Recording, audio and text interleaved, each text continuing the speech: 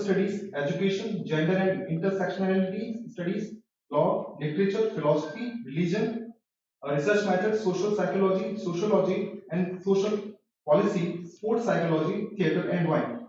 He has spoken at literature festivals and appeared as a panelist on NDTV's Conversation on the Constitution. We welcome you, Professor Rathore, in this book discussion. We are honored to have a distinguished panel of discussants with us today who will share their insight and perspective on the book we are discussing. We have with us Dr. Y.S. Alone. Dr. Alone is a professor in visual studies at JNU's Schools of Arts and Aesthetics. His extensive research has focused on ancient Indian art with a critical engagement in modern Indian art, neo-Buddhist visual culture, and Dr. Ambedkar's critical framework. His article and lecture text on the concept of protected ignorance have been widely discussed. Dr. Alone was nominated as the ICCR Chair Visiting Professor at Shenzhen University, China, and has delivered lectures in India and abroad. He has also been involved in social movements and given popular lectures. He has authored the recently published book Early Western Indian Buddhist Caves from Patronage Kaveri Books, New Delhi 2016. Dr. Loon has also served on various academic bodies and government committees. Next, we have with us Dr. Harish Wankhede. He is currently an assistant professor at the Center for Political Studies, Jawaharlal Nehru University. He is a political theorist with a focus on public institutions, secularism, social justice, and cinema. He was awarded the Raman Fellowship for Postdoctoral Research at Stanford University in 2014 by the UGC. Wankhede has collaborated with the Center for South Asia at Stanford University under the consultancy of Professor Thomas Hansen for a postdoctoral project. To chair this session, we have with us Dr. Ajay Verma, who has 20 years of teaching experience in Indian philosophy, continental philosophy, comparative philosophy, and religion. He has held various faculty positions at prestigious universities such as Hindu College, D.D. Ram College, Delhi Department of Philosophy, University of Delhi, and currently a professor at the Center for Philosophy at JNU. His academic achievements include being awarded the Indian Philosophy Congress Gold Medal and the N.V. Thadani Memorial Prize for outstanding performance in MA, and being awarded the Raman Fellowship for Postdoctoral Studies at the University of Texas and the University of Massachusetts. His writings have also been published in peer-reviewed journals and edited books. We are delighted to have such an accomplished and diverse group of panelists with us today, and we look forward to a stimulating and engaging discussion. Before that, let me brief you all about the format of the event. The author gets 20 minutes to discuss the book, followed by a discussant speaking for 12 minutes each. The author is then given time to briefly discuss these points. Followed by that, we have our student discussant Raghav Vaid, who will then speak, followed by questions from our audience. Let me just hand over the proceedings to our respected chair, Dr. Ajay Verma.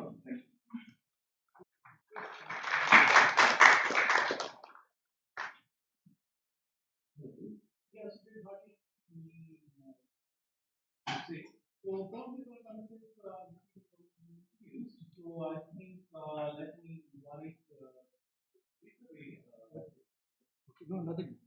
I just thought it was such a short time. yeah, so you wanted to yes. So we start. Yes, that's what I Yeah, that's the order. Oh, so yeah. Okay. So let's begin with the. Thank you so much. Thank you for the invitation and all of the work that the new academic. Oh, should I go there?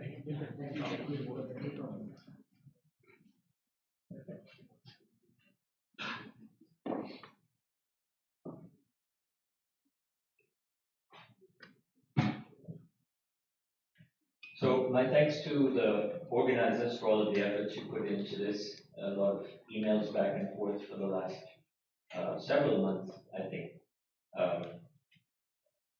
Put in a lot of work, and we can see that in the results of the attendance here. And my thanks to my three friends on the stage, Ajay for sharing, Professor Alone, and Wagner.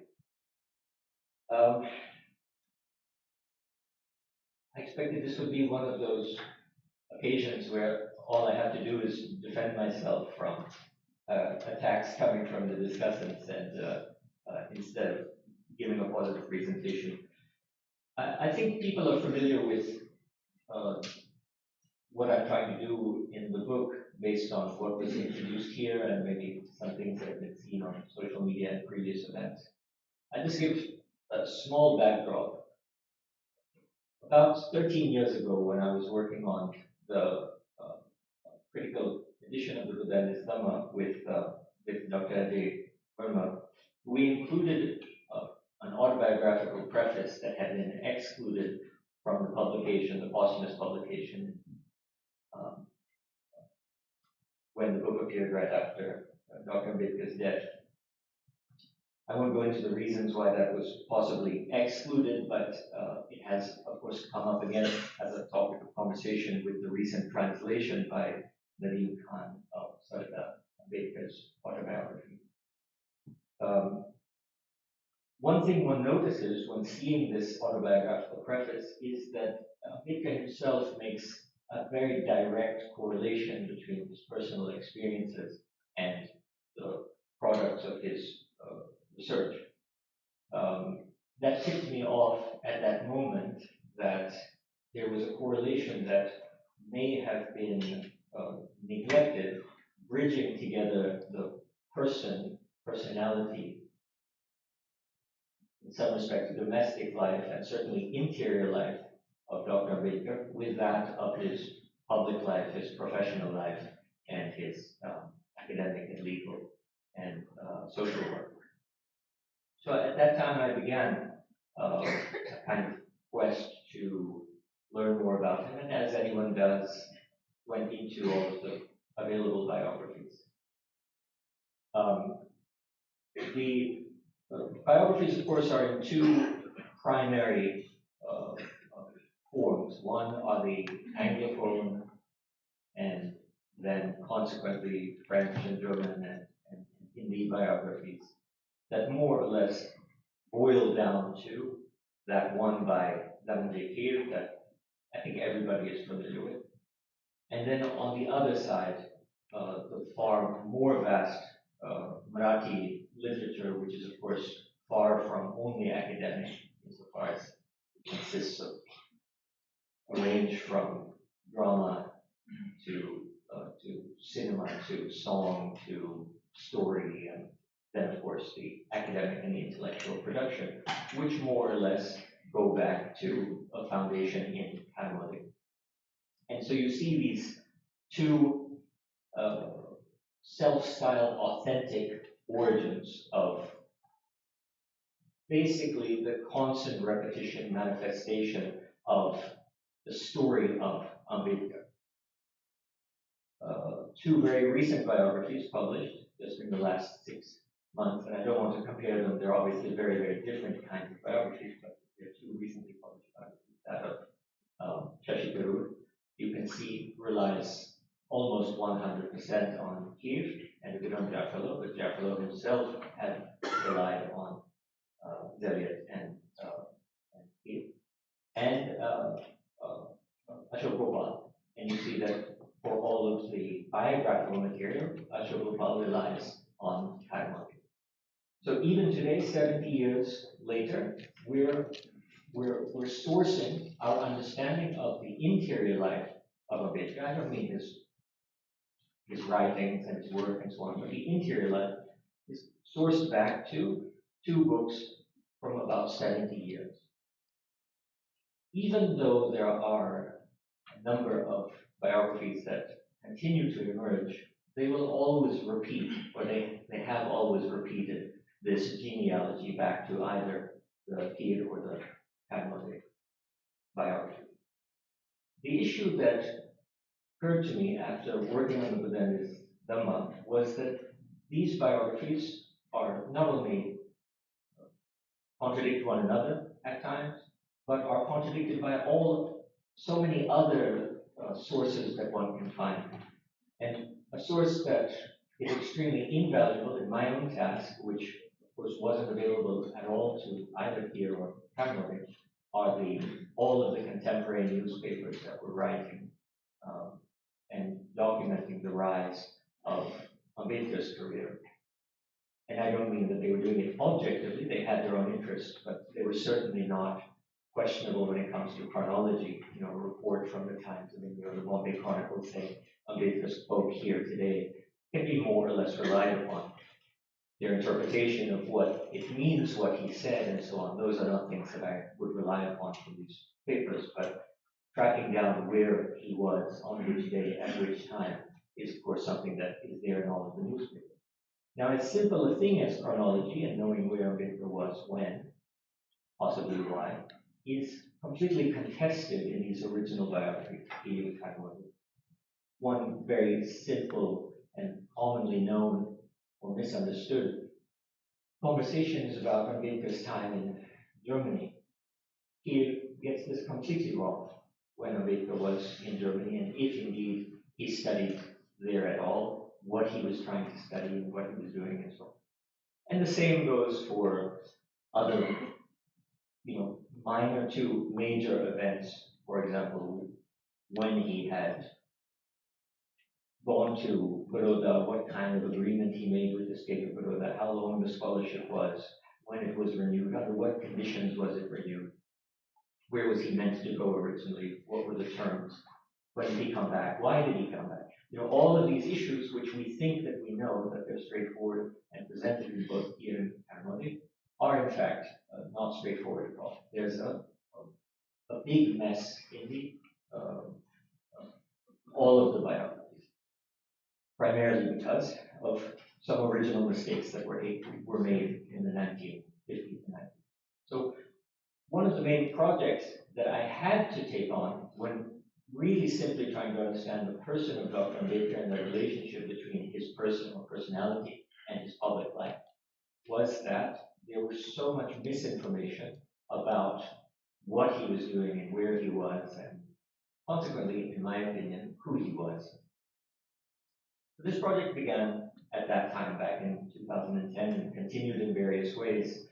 There's a particular footnote I make in this biography, which is an apology for all of the misinformation I myself have repeated in earlier books on Ambedkar, including the preamble book from 2020, because as one continues to do original archival research, one continues to find that information that's included in here and catalog is simply a mistake. Now, it takes a lot of gumption, hubris even, to talk about biographies by people who were personally familiar with Ambedkar, people who had, in the case of Karmali, a long, at least a decade-long intimate relationship with him, and even after their breaking, their separation, who continued to make collections of documents and what essentially became the largest personal collection of personal artifacts, effects, documents, and papers related to Dr. Ambedkar. And not only did he know him for a decade, he also wrote what has long been considered his 12-volume definitive biography, first volume of which was said to have been read by Dr. Ambedkar himself. Or on the other hand, Keir, whose book cover has a starburst stating the one and only authentic biography read by Dr. Ambedkar himself. So when you take on biographies of this level of self-proclaimed authenticity, you have to be particularly either brazen, stupid, or careful. I hope the third one is what I was, but maybe you'll disagree. It required, first of all, understanding why it is that Keir and or Kadmodi made these mistakes, given the access that they had to Ambedkar. And a few things came out that are interesting. The Keir, as I delved deeper into it, it became apparent to me that the errors that are in his biography are not only those that derive from accidents of his research, but there are, in certain cases, a kind of conspiratorial process of disinformation as opposed to misinformation. One of the clearest examples of that is the way that Salvakar appears over and over and over again in Keir's biography. statistically speaking, every 9 pages. I'm sure everybody in this room knows that Savarkar was not the most important person in Ambedkar's life, that he should appear every 9 pages, his biography. Obviously, he was trying to unify the lives of his two heroes. He had written an exhaustive biography of Savarkar, as well as his biography of Ambedkar, and his biography of Savarkar continues to be relied upon even by contemporary biographers. Who's the other one who just wrote? They rely on here, especially for the formation of the relationship of Savarkar and Ambedkar. Now, it's not surprising that contemporary biographers, who once again have so much more access to archival information, newspaper reports, and so on, when it comes to the Savarkar-Ambedkar relationship, have to rely on Keir. And my suggestion to you is because Keir made this up. So you're not going to find these things in archives because the relationship did not exist. So there's a great deal of disinformation as well as misinformation in Keir. Karmodi's situation is very, very different because there seemed to have been, and most people accept, a great deal of good faith in the kind of effort and attempts to corroborate his information and his sources. A couple of problems arise. One, that when Karmodi made efforts to corroborate his sources, for example, interacting with librarians or archivists or the registrar of the University of London or Columbia University in New York, in his efforts to verify certain facts that were circulating about Ambedkar's education, he was misinformed by the sources themselves. So LSE told Karmodi incorrect information about Ambedkar's time, period of studies, and so on at LSE, and the same thing happened at Columbia University. Over time, after Karmodi became known worldwide as Ambedkar's biographer, these universities, who by then, of course, post-Constitution, by then were very proud of their alumnus, wanted his official biographer, Karmodi, to share information about Ambedkar that they could then advertise at Columbia and at LSE. And Karmodi dutifully sent LSE and Columbia information which was full of mistakes. Why? Because he was relying on the earlier information he had gotten from LSE and Columbia. So what we see is that over decades, this wrong information continues to circulate from source to source. And that kind of information appears even today. You can open your phone and look at the Columbia University's, what they call it, Francis Pritchard's website, which is full of all sorts of wonderful information and resources about Ambedkar, but repeats all of the wrong biographical information that you'll find. And the same is true for LSE's currently running Ambedkar Student Archive, which you can access online, full of mistakes about Ambedkar's time in London. So the situation with Karmodi is very nuanced and different from that of Keir, because his good faith efforts were in some way scuttled by other people who were informing him. And then, of course, we have to keep in mind 3 other things. One, that one of his primary sources, one of the primary sources of Karmodi for fact-checking his own documents was Keir. So that's going to bring some errors into him. 2, that Karmodi died in 1971 when the 4th volume was completed. So the subsequent 8 volumes were completed by his wife and by the publisher themselves. And there we can more or less be assured that no fact-checking or corroboration was done. So it's very difficult to rely implicitly on the remaining volumes. And then 3, something that's a little funny, which probably has less influence on Keir since he only spoke to Ambedkar 2 or 3 times, but certainly would have had an influence on Karmodi. And something that I don't think any biographer has brought out very precisely. Ambedkar himself was wrong about the dates that he would claim that he had been in certain places.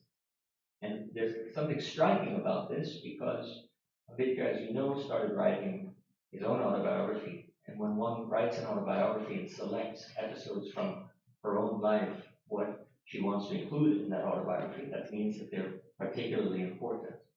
And yet, the episodes that Ambedkar writes, for example, in Waiting for a Visa, he mistakes the time that he was in Baroda, he mistakes the time that he was in New York. He makes a number of mistakes in his own chronology.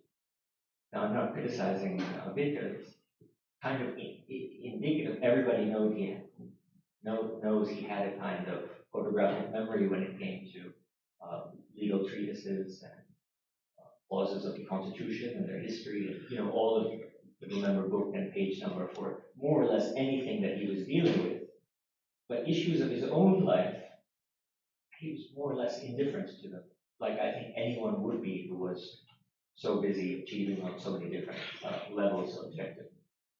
So the reliance of Kaimodi on Ambedkar was an implicit reliance, and that also made Kaimodi make a number of mistakes, not the least of which is, of course, the constant repetition. It's almost ubiquitous about Ambedkar receiving his PhD in 1960. It was very difficult for people in India at the time to understand the idea of what is today called ABD, All-But Dissertation, when you've completed an exam for the coursework of the doctorate, but you haven't yet submitted your thesis.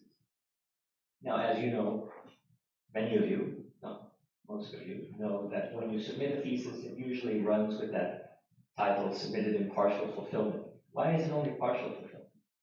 Because there are many other things that you have to do, and some of those include the doctoral examination. And Dr. Ambedkar did remarkably well on that doctoral examination, and as a consequence, following that, he was assumed to be a doctor. He wasn't. He was a doctorandus, Latin used at the time, on his way to being a doctor, awaiting that thesis for the partial fulfillment, or the final fulfillment in his case. This confused not only everybody in India, including Kaimodi and Kiev, it also confused people in London. As you know, there's that famous episode, there are no more worlds for Ambedkar to conquer. This was written in London when Ambedkar was trying to enroll for his thesis there. That suggests that even that professor, that Charlton, the book collector, I've forgotten his name, even that professor had erroneously assumed that Ambedkar had his PhD already from London. So there were so many mistakes and errors that are circulating around. I just gave you an example of one that is minor but completely persistent. And the two main sources for the perpetuation of these errors and why these errors remain so persistent because of the prestige and proximity of the original biographers to Ambedkar. So all that being said, in the process of attempting to discover the relationship of Ambedkar's personal life to his public life, I not only realized that there were deep silences on this in the previous biographers, I also realized while trying to fill in those silences that there were innumerable errors. And so the project moved from trying to write a personal biography of Ambedkar to also trying to write chronologically and historically accurate biography of Ambedkar. Now, it's up to the discussants to, of course, tell you whether they think I succeeded in that. I have to say, after a number of public discussions and debates and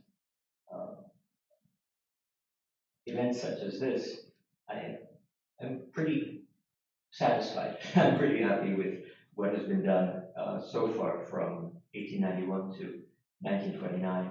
But of course, the heavier work still remains to be done, and probably the more contentious, and that is Volume 2, 1930 to 1956. So we'll see how that will go. And with that, I think it might have been 12 minutes. I have no idea, but I'll turn it over to the others here.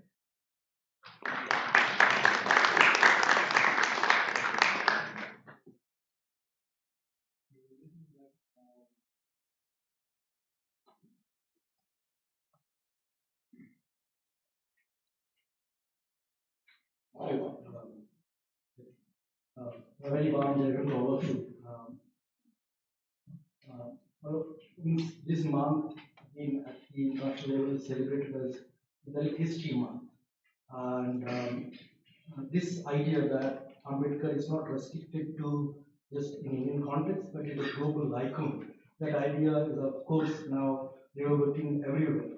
I did this latest 6 big biographies that have recently come out. That also willing to establish that particular fact that somewhere Ambedkar is not just a Dalit icon, he is not restricted to caste politics or somewhere related to the Maharashtra folklore, but something bigger than that. Almost inviting people to think Ambedkar as a philosopher, as a kind of grand, giant leader of the oppressed people across the globe. That idea is now emerging in a very, very big way. And probably these 6 biographies, or what we call memoirs, including Akash's work, is that kind of an arrangement where they are thinking that somewhere Ambedkar required a deep intellectual engagement, a deep, serious academic engagement, which is possibly not there mainly within the political circle, and that criticism often been proposed that somewhere Ambedkar is often been seen as an avatar within the Dalit Bahujan discourse. He's had that kind of messianic, very loud figure. He's a liberator or crusader against the Brahminical hegemony or domination, and almost equivalent to Buddha, Nanak, and Kabir in his revolutionary zeal. That kind of a larger rhetoric is claimed and suggested that somewhere there is an intellectual, scholar, academic, sincere Ambedkar is hidden in this kind of a larger phenomena, and therefore there is a responsibility of some people to investigate about that phenomena and expose that Ambedkar to his general mass. And therefore, probably the Ambedkar that often we know, at least in the Maharashtra folklore, when Vamandada Kardak, a very popular Marathi poet, writes about Ambedkar, these 2 lines that I just quote, उद्धरली कोटी कुडे भीमा तुझ्या जन्मामुळे अंधार दूर तू पडे भीमा तुझ्या जन्मामुळे millions are liberated because of your because of your birth of Bhim. We defeated the darkness because of your birth of Bhim. This kind of a lyrical, poetic way to deal with about Dasar's very popular lineup that he writes, comrade माझ्या आळीतनं जाताना आपल्या मशाली विझवत चला कारण आम्ही आमच्या भिंतीवर एक सूर्य टांगला आहे. Means, comrades, when you walk on our alleys, kindly extinguish your torches, cause on our wall we have hanged a sun now. So that kind of a very passionate, sentimental attachment is there in Ambedkar in most of the what we call the Dalit Bahujan writings across. And the kind of a challenge or alternative that is often been offered by what we call the intellectual circle, and Akash is one of the very, very prominent and serious intellectual on that particular podium, thinking that somewhere better version of Ambedkar is possible, and most of his writings from earlier writing, like for that matter, when he edited work with Ajay on Buddhism, or his work on Swaraj, or this big 5 volumes on the movement, or very, very deep investigative work on Ambedkar's preamble, we call it preamble of Ambedkar, or the upcoming these 2 very important volumes on Ambedkar's biography. I think he already emerged as a serious resource person to understand Ambedkar, Dalit movement, the caste question in a very philosophical and sincere academic manner. And therefore, he needs that kind of congratulations to invite people to examine this particular question from a distinct vantage point, making Ambedkar the part of a larger, bigger academic course. And this particular volume makes that kind of a sense.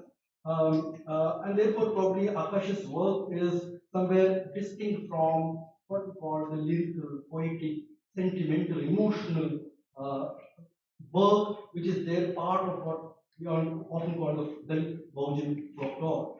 And therefore, in his work, probably that rich sentiment or that connect, emotional connect, which we often see in in poetry or for that matter drama or cinema, that is somewhere not there. And audaciously, in a very sincere and serious manner, Akash also accepts that his work is basically to present Ambedkar as a person, as an ordinary being, as a mortal who performed, of course, extraordinary radical changes and changed the flow of the history. That capacity of an ordinary man is there. Akash understands that and think that somewhere to understand a hero or a charismatic figure with that kind of a notion that a normal, mortal, everyday person is Ambedkar and who has the capacity to deal with extraordinary things. And therefore, this particular book is crucial in that respect. And I somewhere followed this book on just two or three major points. One is, of course, Ambedkar's narration about, Akash's, the narrative about his personal crisis, the tragedies in his childhood, later on, all the experiences he experienced in London or in New York as a student, and that those kind of a very detailed and what we call horrible experiences of discrimination when he come back as a learned fellow in India, that particular part is crucial and sincerely updated in such a fantastic way that you can feel the pain. Maybe the power of writing, Akash's writing is of course important, that you can understand the crisis and tragedies that Ambedkar is basically feeling during that part of time. Second, the zeal and the passion for his academic and intellectual development. That Ambedkar was, of course, burdened and horrified by the personal experiences because of the system, but though somewhere neglecting that experience, entering into academic domain to develop his own scholarship and academic life. And when we get to know that even in that part, he is kind of spending lunchless days, almost penniless, and developing that kind of an academic accolade in three of the finest universities in the world, Columbia, LSE, and JNU, to take the bachelor in law. So this part, that somewhere there was a personal experience and then there was his academic achievements. These two parallel things are happening in that book. And third, somewhere Akash also built up another story around that. These two experiences are then clubbed together to somewhere build a social movement for the marginalized people. That his personal experience, of course, those personal experience was across in Maharashtra before that, but probably there was no intellectual leader to build an agency out of those experiences. And probably Ambedkar's academic record or the way he studied outside, mainly sociology, philosophy, political studies, law, probably that helped him to investigate about his own social experiences, the experience of his community, and build a kind of a camaraderie between the alliance between them. And that alliance helped him somewhere to enter into the social and political domain and to become what they call the legitimate leader of the underground at that part of time. When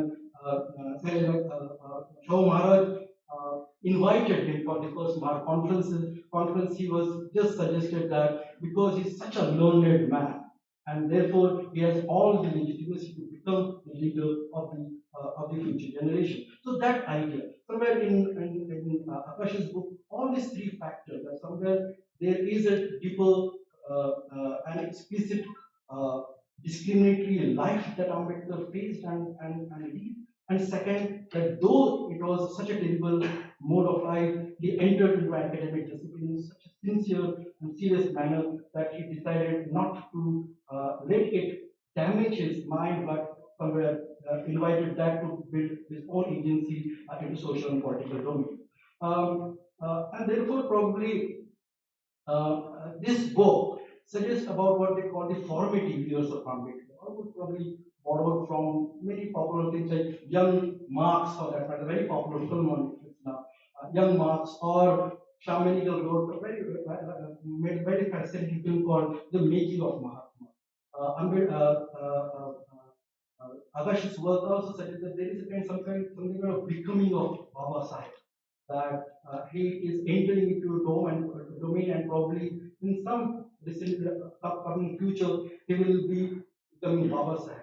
And that is what in the earlier discussion in Mumbai University, I somewhere curiously asked this small question, that the larger tagline of this book is in between 18 till 1929, from his birth till 1929. And by that particular period of time, by 27, 29, when Ambedkar was leading a very crucial social movement in Mahad, Nasi, he was a very young person.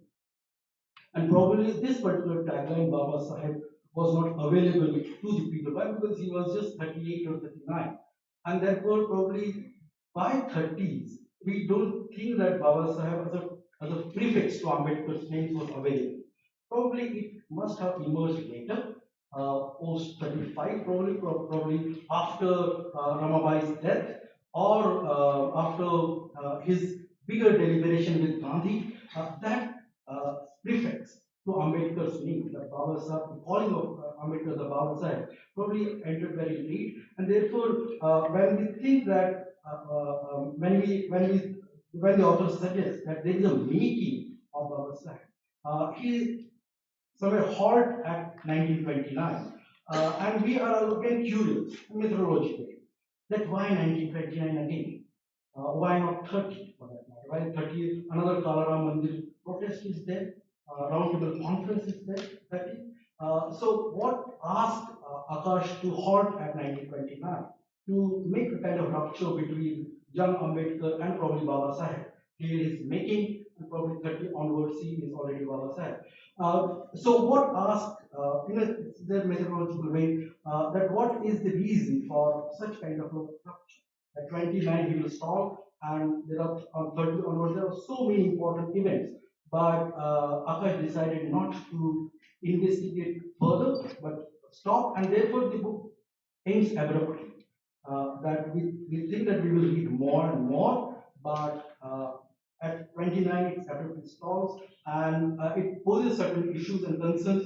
But this particular point, and therefore I was thinking that somewhere we could have got many questions.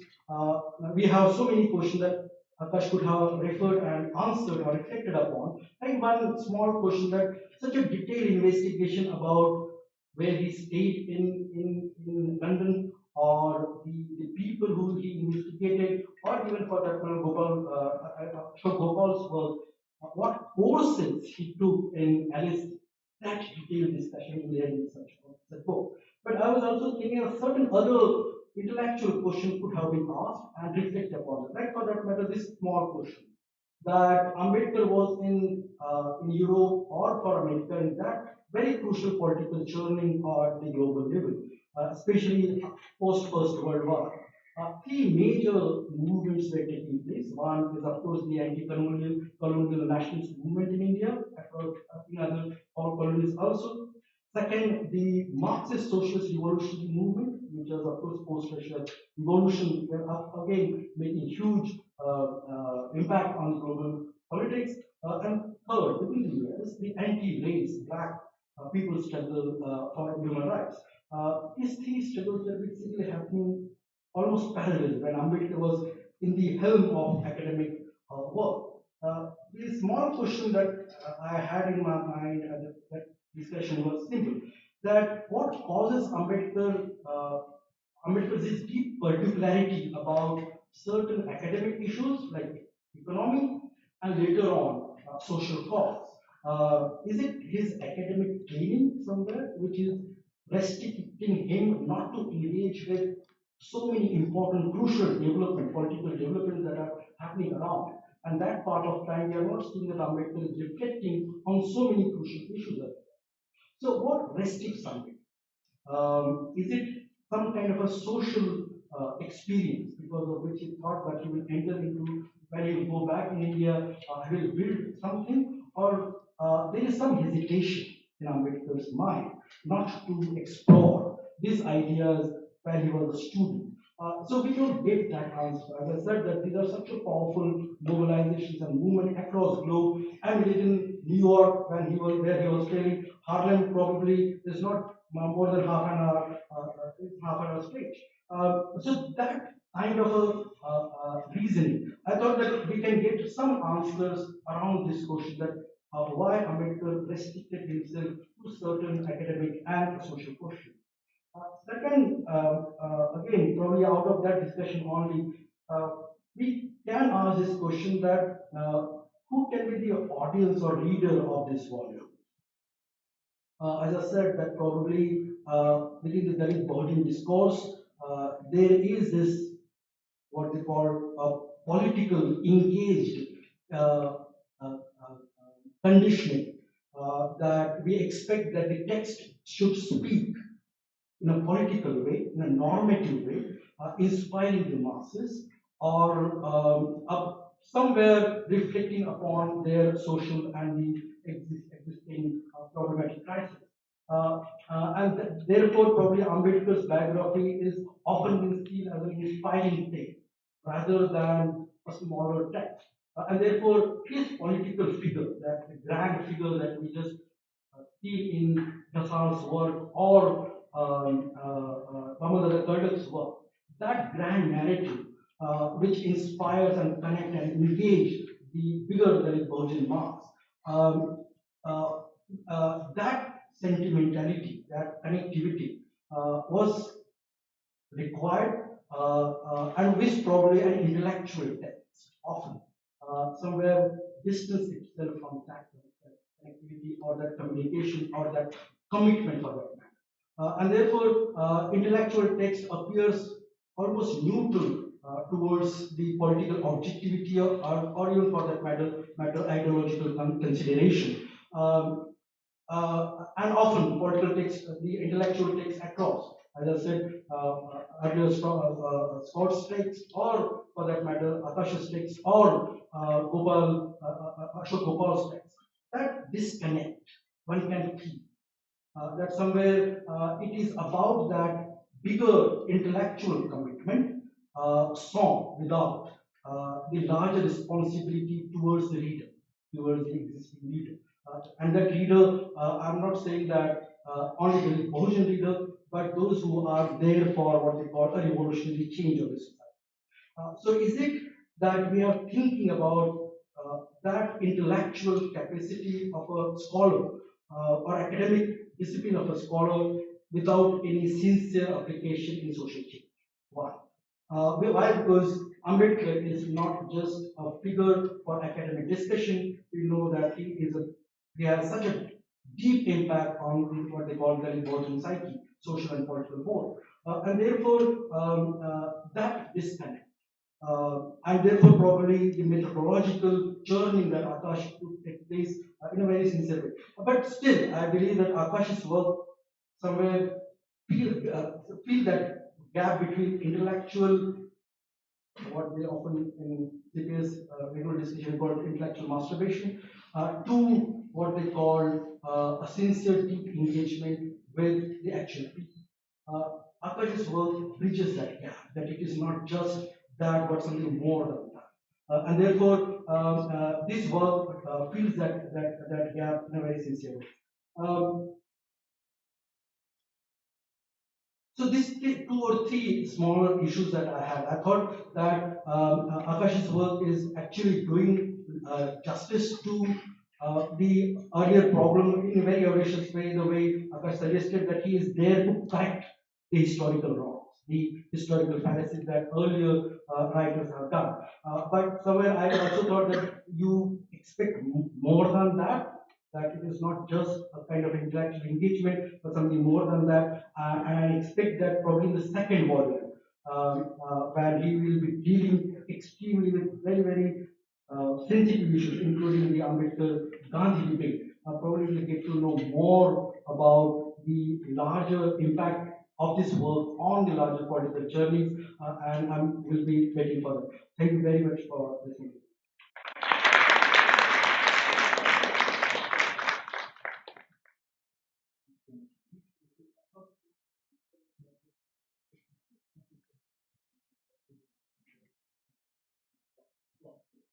speak right now,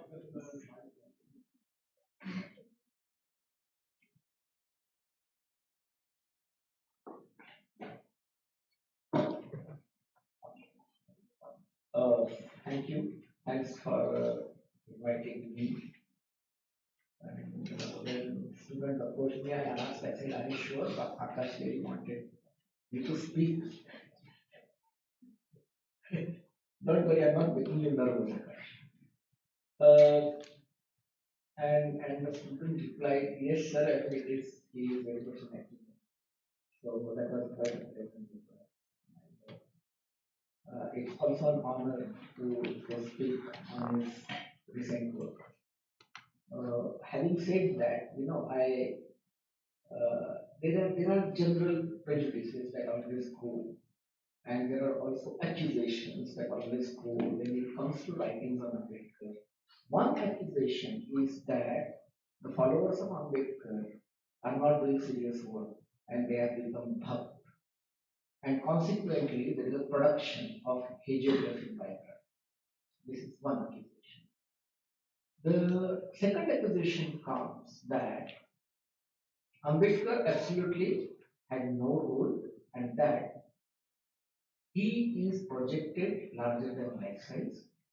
And the third problem is that of imbibing their own narratives while reading Ambedkar and making that as a point of departure to make a claims or make a tall claims that are, I would say that there are embedded biases, and these kind of embedded biases are very much reflected in works like Arun Shoury's book, Worshipping False God.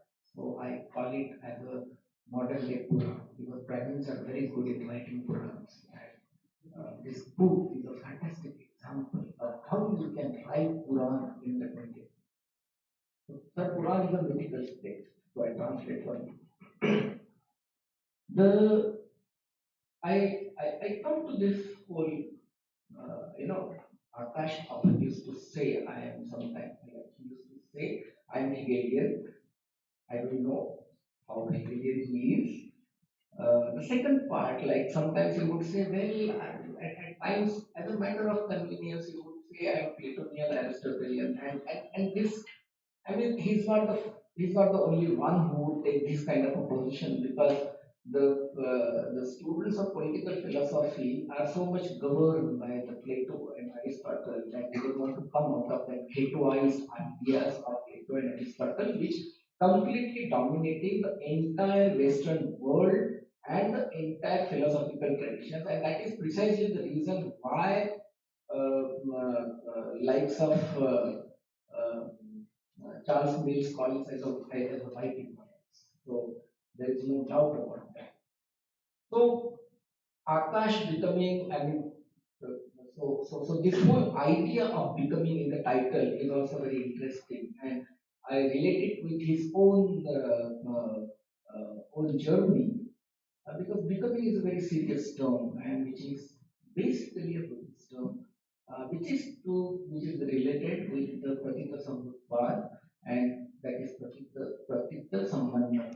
So that's an interesting analysis, and then how do you understand that the momentary realism which you live in and which you always share, and which also enters, which allows you to enter into a different realm, which is also equally momentary, and hence there is this whole idea of another.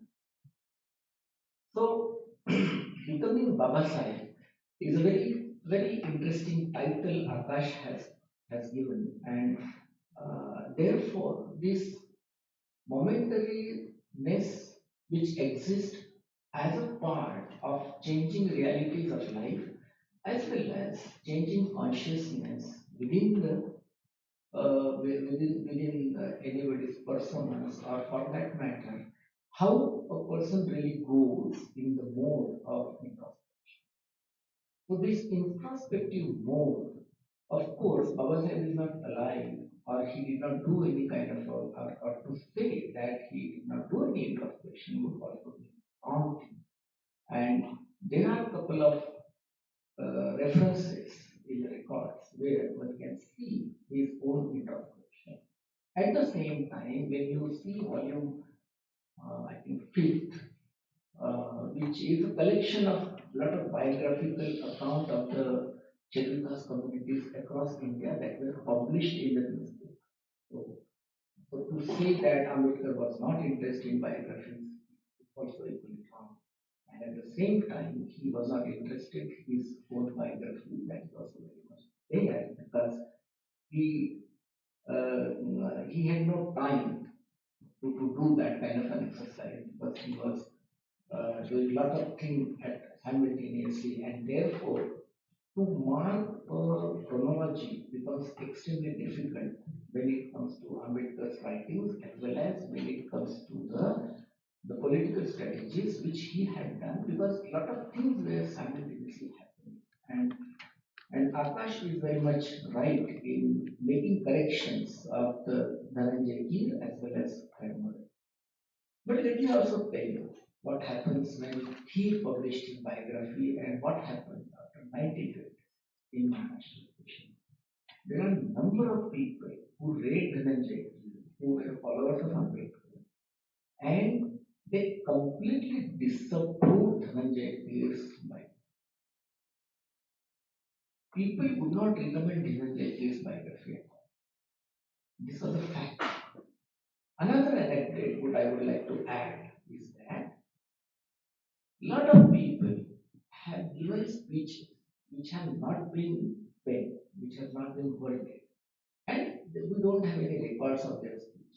And they refuted number of mistakes which Dhananjay Keer did, and also nobody liked his comparison with Savarkar and all this. So Dhananjay Keer was considered to be a professional biographer, but he was professional biographer in the sense of that paradigm of grammatical cultural nationalist. So I'm using the terms very specifically. So there is this daunting task for anybody writing biography on because you have Dhananjay Keer's biography, you have Khairmode's volumes, and then also you had Elena Zelier's writing, and then Gail Omed, and then Christopher Jeffrey and then recently you have Shashi Tharoor and also Gopal. So Ashok Gopal. So there are it's a pleasant coincidence that Ashok Gopal's biography and as well as Akash's biography are being published simultaneously because that's an interesting coincidence. But there are a number of those things which are very interesting, and Akash claimed that all biographies have been very lifeless biographies, so bloodless. That is lifeless or some bloodless. These are the two terms very consciously he is applying, and uh, that really, when you read, and since I'm aware of his writings and his profession, so he works like a factory. I always say that. And in that factory production, it becomes very difficult. It becomes very difficult because whether you are reproducing mechanically or you are really putting the blood into each and every sentence, and whether you are revealing that kind of a life, that becomes a daunting task, that becomes a big challenge. And let me also tell you that, I mean, um, uh, often people say that Christopher Jeffrey was the first one to talk about Babasaheb as a sociologist, that he established Ambedkar as a sociologist, but that's not correct. It was Aglali. Way back in 1989, he wrote an article in Marathi newspapers as well as in magazines. And then around 1992 or 1993, I think he finished his thesis sometime in 1994 or something. It was a special thesis which was made on Dr. Ambedkar as a sociologist, and then later on he published that book that is much later in 2001. So there are followers of Ambedkar have produced a meaningful research, and to say that they have only produced hagiographic account is totally wrong. There is an intellectual engagement, and I'm sure even when it comes to say uh, event of Shahaji Maharaj and that account which Dhananjay Khir and Hermod has it was refuted by Baburao Bahul in his right. And also Namdev Dhasad acknowledges that. He also approves that. And then during that time, you also have Shankarao Kharat writing about Babasaheb in Marathi. So there are number of people who were writing in Marathi. There are small booklets that are written in as a part of the biographic text of Babasaheb. But let me tell you what is difference. The difference is that the oral narratives have been burned. There are number of oral accounts, and uh, any person writing biography of Ambedkar, they have not consulted the oral accounts or they have not interviewed him. Even for that matter, Savita Ambedkar's biography or what has been appeared recently, actually her interview was published in Chitralekha way back in 1993 or 4, and there were series of interviews published in Chitralekha which became very important, and there she revealed many things. Not only that, after that interview, when I met myself, as she was at that time in Delhi in Maharashtra 7, and there she told me, oh, Dr. Sahibanni मला किती मोठं letter लिहिलं होतं. He wrote a long love letter to myself, some 16 pages or something. So she said it very eloquently. She mentioned, and then she also talked about a lot of other things. And she said, I would like to, write about those things and how I was. And there she had told me that she was acknowledged in that last book of Buddha and his Dhamma, which people completely removed. And in series of lectures, many public lectures, Ananda Kausalyan had said that the preface which he had read, original preface of Buddha and his Dhamma, is not the same that has been published. And this is very much in public domain. So there is also another this thing like Gaikwad, Kharat, Kamble, and many others who were simultaneously writing about the Mahad Satyagraha. They were also writing about many small events, whatever was there. And surprisingly, like Akash more relied on the English sources, and his only Marathi source was more Hermode, but not other non-Hermode. I don't know whether they really told him or not, or he Surjit told him or not. But there are many Marathi writings available, and that he did not consult, and also he did not consult Ella Wali's writing.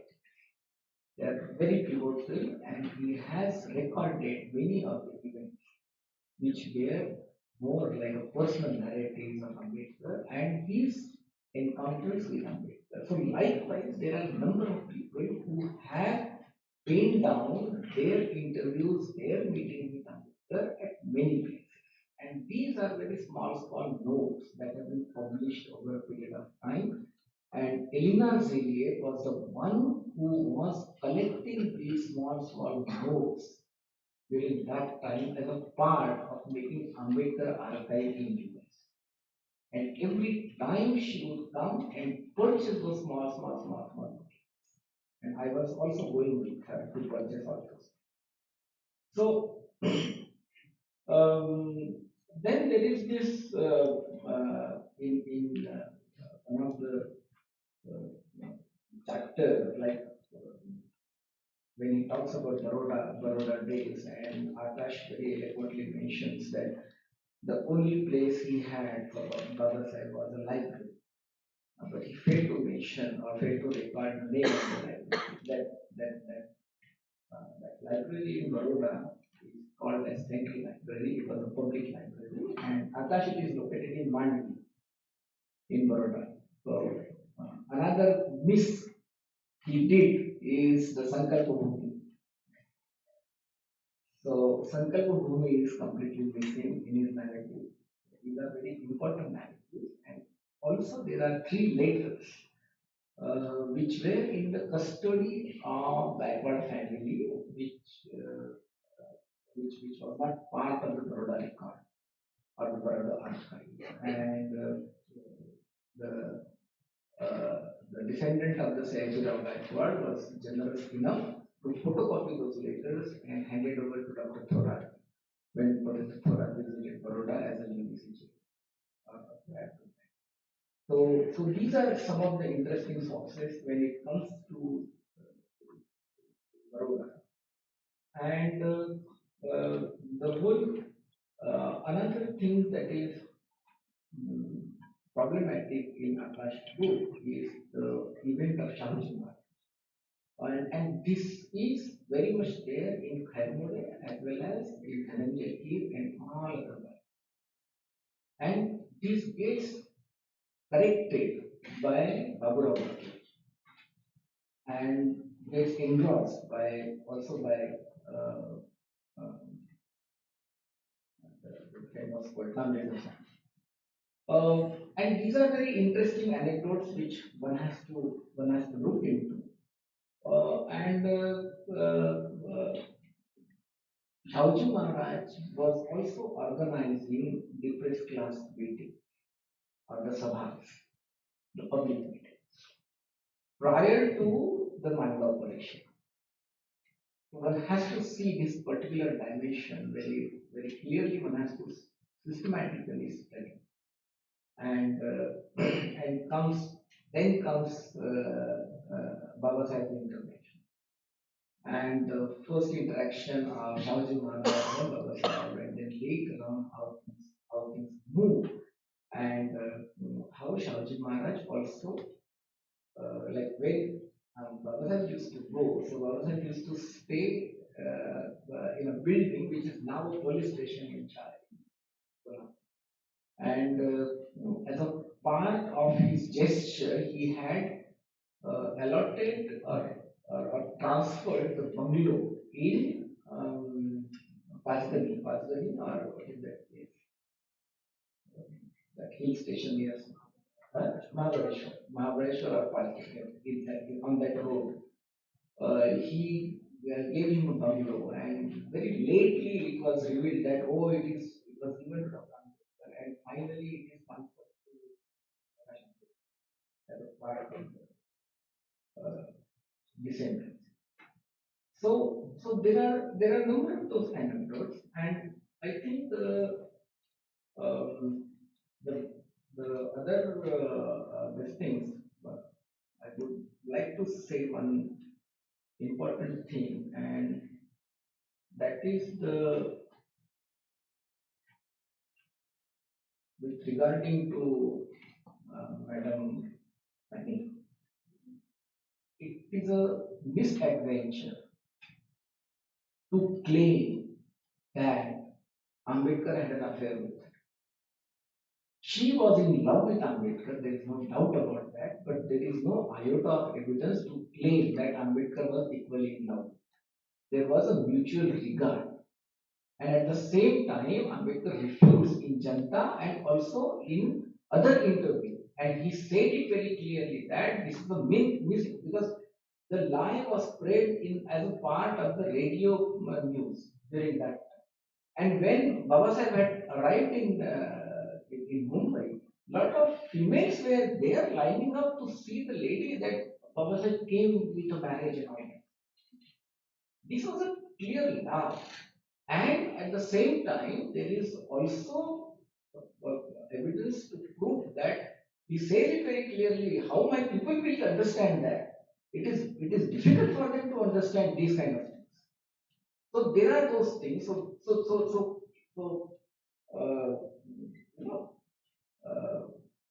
talking about that kind of a things, I think it becomes very dubious and it will be a dishonesty, and that is also the reason then why whole idea of the logic of really zeitgeist enters into the minds of public as well as the uh, minds of the writers. Another thing which he is victory over mental ambition, which is very pivotal in Ambedkar's life. So these are some of the important things which are there, and there are a couple of other things. I don't want to go to get into too much of the details, but I hope uh, Akash will be unbiased, or not unbiased. I would not say. I will not. I'm sorry. I take back the word bias, but I hope Akash would be judicious while writing the second volume and as well as while bringing out the second edition of the book. And I hope he also pays attention to these things. And at the end, I would say that the critique of hagiography is must, no doubt about that. But when a philosopher takes up the task of writing history, what how he is dealing with the body of evidences, as he claims that there is a corrective nature, which is initiating, which is indeed true and very factual, and at the same time, there are also certain misses that always goes, and that is because of the over reliance on certain sources. And at the same time, one will also have to pay attention as to how really you requested Ambedkar more in a egalitarian terms, more the part of empowerment, and above all, I raise one important question to Akash all the time: whether your text is creating an impact.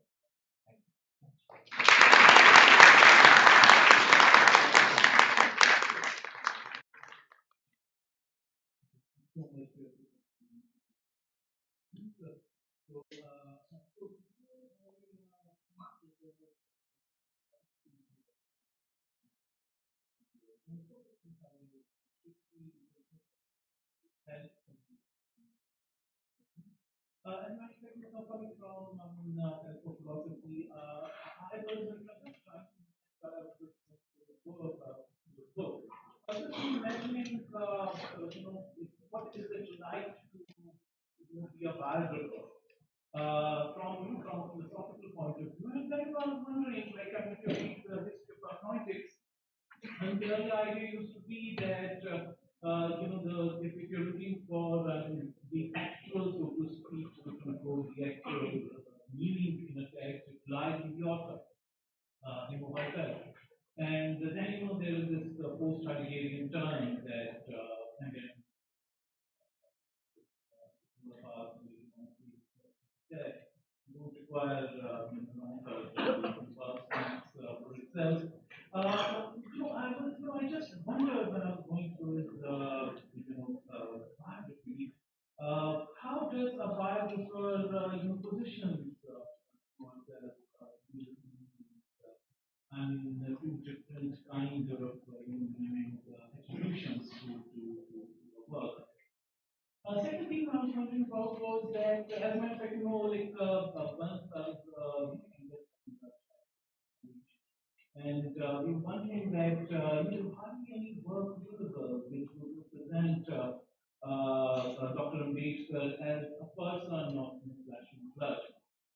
If you look at some of the other work, it almost appears as if he was always a political leader, and other than his political life, you don't find many pictures into his personal life. As a matter of fact, we were discussing that social might subscribe to Outlook for a very long time. So it was long time back. I think must have been more than 2 decades now. Yeah. So there is this small, like not small, a kind of a longish piece in one of the I think annual editions where we and then sort of incidental both of us read that piece. So earlier than that, I hardly sort of imagined Dr. Ambedkar as having a personal life as well, which is very important. Also, when I was going through this, I must confess, I haven't completed it. When I was going through, this biography, I mean, just talking into criticism, it becomes very clear that he also did a lot of bad work, and also sort of, seems to be very influenced himself by the authors and his personal, and I think that there's kind of very clearly personal kind of a touch in the way he starts doing the biography.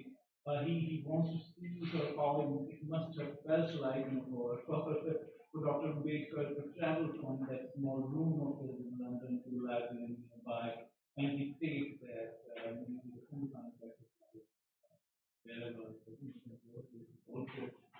So there's this conscious effort, to like feel for himself what it was like, what was it like to be Dr. Ambedkar? So there's a lot of these sort of, which a kind of romantic imagination that goes through in this biography. And at the same time, he sort of, it's not that white having flesh and blood, and somebody writes that you'll find this work reverberating with birth. This is what you say. So it just, it's not that it's a kind of a completely romanticized account. You find, the Baba Saheb as a person and also, Baba Saheb as a political leader. Both of them, they, sort of treated in a very balanced way.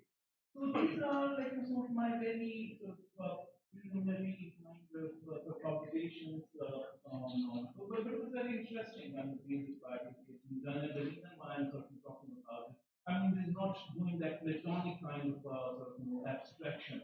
Is not. I think it's been done a lot as that when you abstract, like you perform some kind of abstraction on with, and just imagine him as a set of sort of ideas as if they originated in logical vacuum method. So I think let me sort of not take too much of time. So how do I go about this? Shall I? Would you like to respond to the questions first, or shall I collect?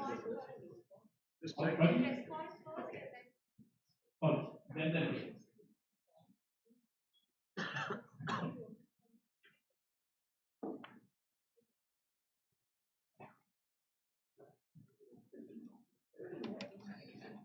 Thank you so much. Thank you, Ajay, for sharing and getting things organized. Although you have external powers who are also trying to tell you how to do that. Hari, thanks once again. We have spoken in Mumbai, and you raised some of these issues, and today you raised some more issues as well. And Professor Lune, obviously I wanted you to speak, and because of what you said, I think it's pretty apparent why I wanted you to speak. I appreciate very much your the way that you uh, very systematically pointed out a number of issues, and some that I agree with you are extremely sensitive and important. Um,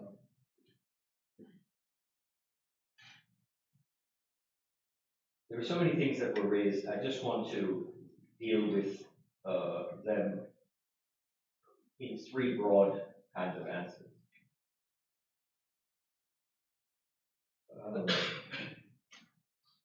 The first one, going out of order, is the number of different sources and details that Professor Lune had mentioned, especially in the Marathi literature, and my excessive reliance on Kamale. There are two or three things to say. One is your admonition or suggestion that, in the future, in the second biography and in the revision of the first, I will indeed take these up.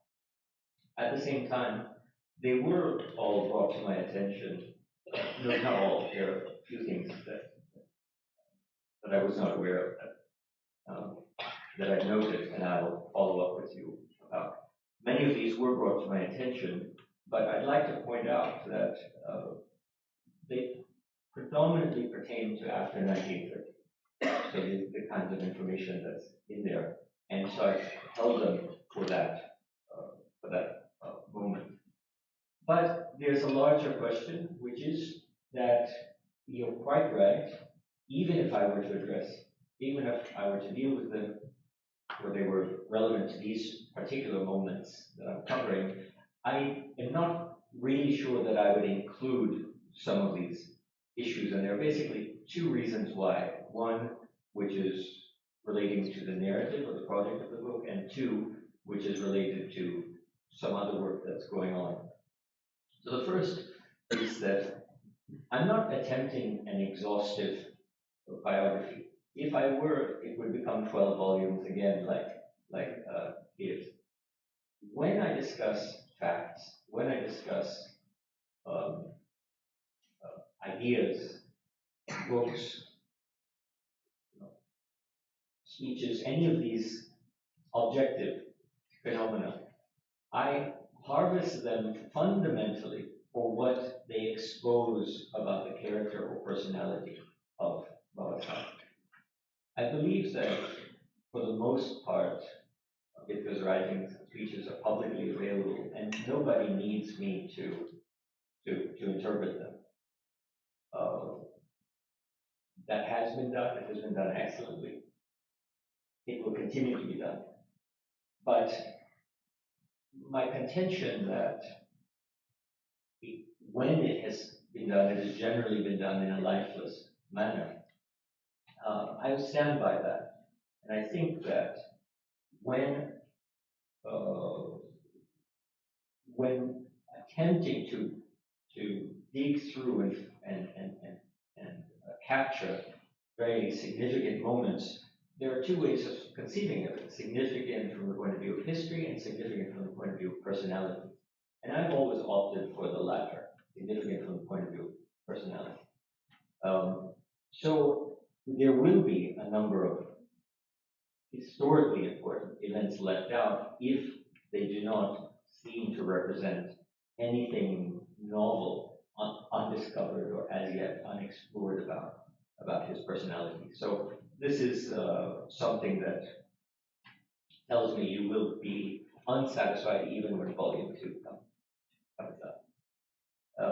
The second reason, I said one was more about the narrative and one had to do with a particular instance. There is, for example, you mentioned many things about Baroda. There is a manuscript which I have had the pleasure of reading, which is unpublished, which is Vijay Survada's Ambedkar in Baroda. And Survada is not finished with that manuscript. He works very carefully and very, very slowly. And I did not think, I don't work slowly, as you know, and I didn't think it was fair to reveal a lot of these pieces of information that I know thanks to reading Survada's unpublished manuscript before he gets the chance to publish. So there are some things that I withhold out of restraint because I think it would be unfair to Survada, who shares things very generously. I think, in fact, too generously. Wouldn't you say, Scott? Who shares things very generously, and then other researchers come out with those. So much of what we could write about Baroda, rewrite that history, which needs to be done, is there in his manuscript, and I did not want to pilfer it and publish before he had. But after his book is out, if it ever is, he works very slowly. I will, of course, revise the Baroda sections to indicate those new discoveries, new documents, new letters that are not new letters, but letters that are available and so on. Um, no, so that's the first kind of thing that I'm focusing not on being exhaustive and covering everything, but I'm selectively covering in order to reveal something that I think has not yet been revealed, which is the life and the pulse of Ambedkar as he's performing the kinds of historic acts that we all know him for. The second thing seems to be a petty one, but Harish, since the time you mentioned the Babasaheb issue, I've been diligently at work on this because it really is very significant, and I admit it to you. I will mention one thing because it's important. So how I proceed in this book methodologically is to first pretend that neither here nor Karmodi exist, rather reconstruct a narrative from the beginning, relying on other sources, but only those sources that I can corroborate independently, that I know don't come from the same place. So I can't corroborate Eliot and Albert, for example, because they have the same research, origin of research. So I need to use, let's say, Eliot with someone from who's done original research. And one of the greatest resources has been, of course, the India Office documents in London, and especially the secret documents, because I know that no biographer has accessed those before. And all of the newspaper articles that cover the life of Ambedkar, not objectively and not fairly, but that cover them. So I use these kinds of sources to ensure that what I'm working with is something that I can be confident has been corroborated. But as I admitted to Dr. Harish, when he brought up the Babasaheb thing, I realized I had never done a search in either the archives or in the newspapers for the appearance of this term Babasaheb, and I relied on Karmodi's account, which is a mistake because my whole book is that Karmodi's account needs to be questioned. But in this case, Risha, I found that an appearance in 1930 in a newspaper and a claim by Comrade More, from 1929 that it was indeed Karmodi who referred to Ambedkar's Babasaheb in late 1927, but it was More, he, who popularized it. Now, and I was trying to deal with the essence of your objection is Ambedkar was not 40 years old. You don't call someone Babasaheb. But then keep in mind how old Karmodi and More were. So from the distance between their age and his age, I think account for that. But I still have to do the newspaper searches more thoroughly. All right, so that's a minor thing that was quite bothersome to me. Obviously, since it's in the title, I don't want to make a mistake like that. The third has to do with what cannot be escaped. And I think Prof Rathore and Harish mentioned it in their own different way, according to how much pity they take on me since they've known me for many, many years, and they don't want to be too brutal in front of 200 people. But it has to do with the location of the author in relationship to the nature of the subject and the significance of the subject in relationship to communities that have very different locations. And Ajay mentions walking in footsteps and so on. This is something that I did constantly, sitting in chairs, trying to assume the same posture, holding the same pen. At Vijay Sarwada's house, I even wanted to wear the dentures, but he didn't let me. This is a substitution for a lived experience which I don't have. So, of course, there are biographers who share overlapping lived experiences with Ambedkar, and I'm distanced in that respect due to my social location. So this was kind of imitative, performative gesture to try to get into his skin as much as possible, with total understanding that it is just mimetic. It's not integral or organic. More to the point, Professor Alone, I think you mentioned the hagiographic a couple of times. I think you either exaggerate what I was saying, or maybe I didn't cautioned enough how I said it. I'm not criticizing the hagiographic work or even necessarily stating that it is hagiographic. I mentioned the term, of course. What I'm trying to do is introduce Ambedkar, as Harish and David mentioned, to audiences that may not have a prior predilection, that may in fact even bring biases to the table. And so it's very difficult to introduce Ambedkar to an audience who is possibly even hostile to him if the language that I use is always and everywhere what is referred to as hagiographic. Thus, my somewhat mechanical tone. I think anyone who reads the book sees that in the end, this attempt at being impartial in the evaluation of whether Ambedkar should have done what he did or did not, or things like this, more or less pushes through a narrative of ultimate triumph. And so what I try to do is let the events speak for themselves rather than using flowery adjectives and referring to Babasaheb by all of the ways that he is traditionally referred to in the so-called hagiographic works, because there's an a priori acceptance of his mission from that or those communities, which is not there with the audience of my book. Now, I don't think I'll be able to get away with this evening without addressing those effing letters, as someone calls them, the F letters. I do want to point out one thing, Professor Lone, because I know you speak with due consideration. I did not state in my book either that Ambedkar lied to Francis, that's in another book, not written by me, or that Ambedkar was in love with Francis, or that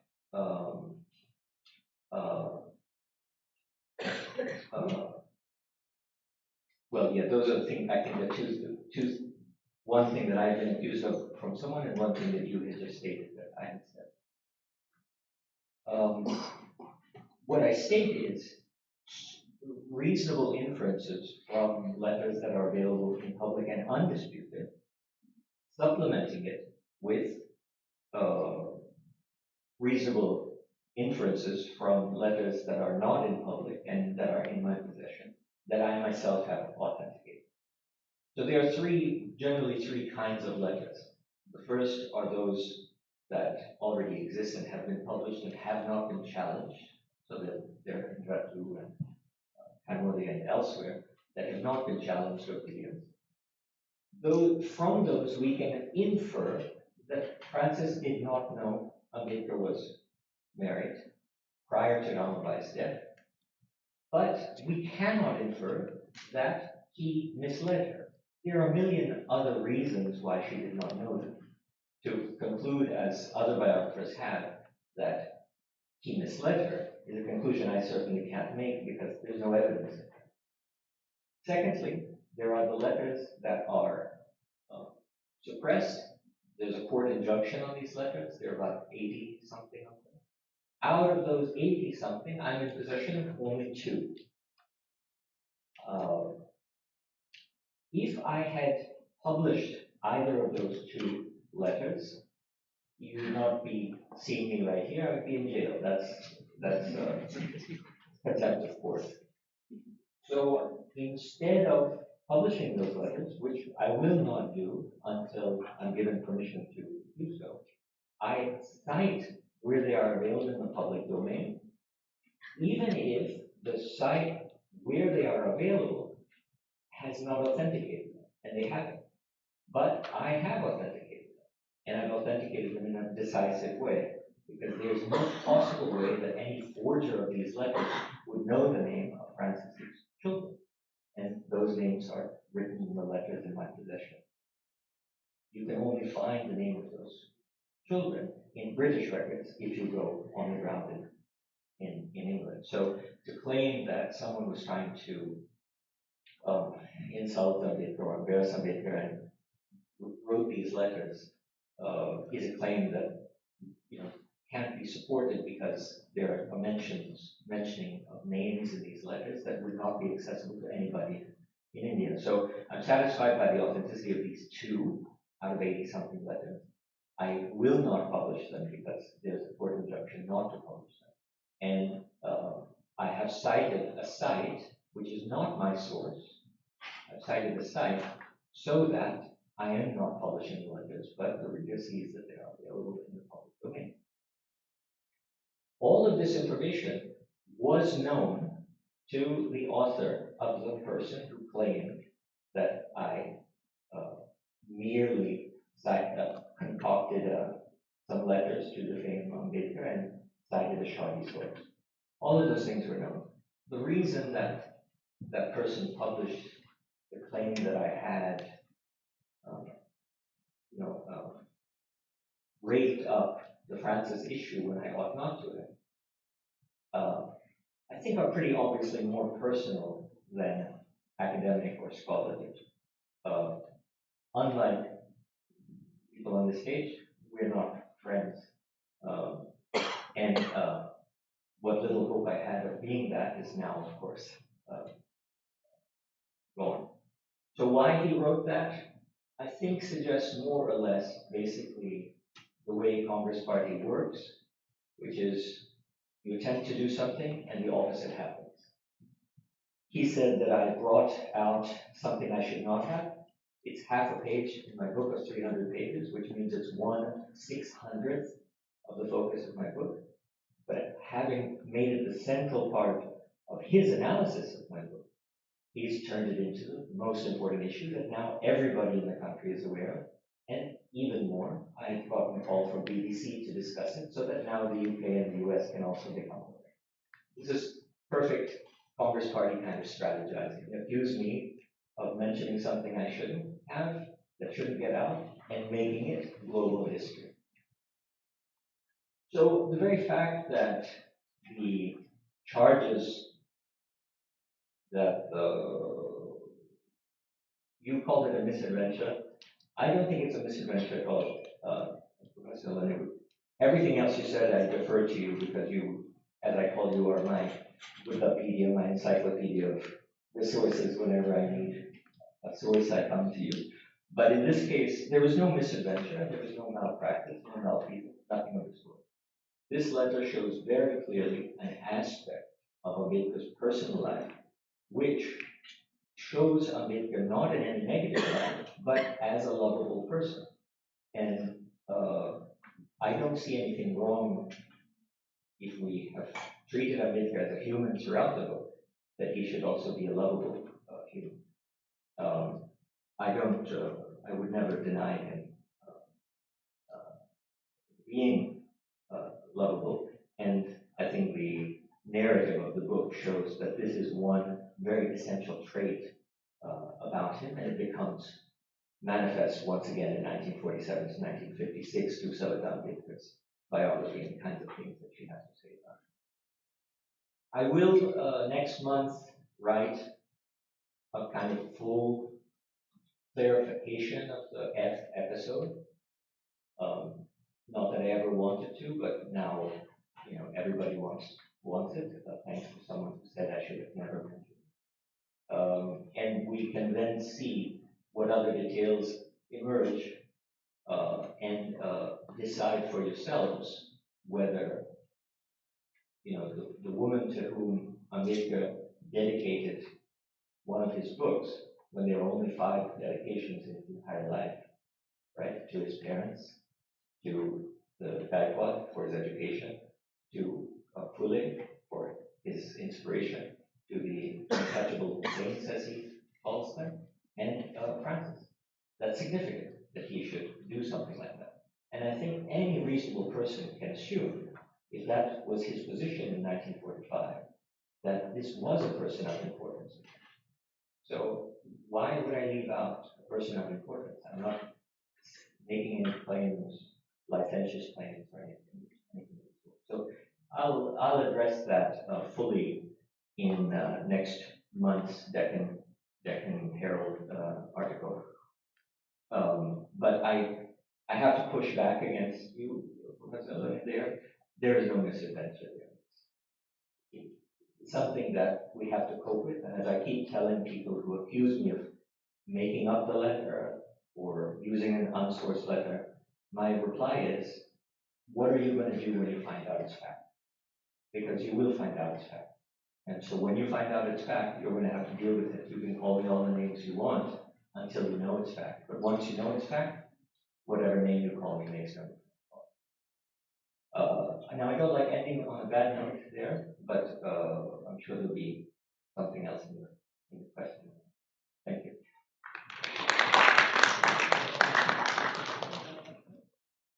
Before we move, we have a student discussion here. So I invite you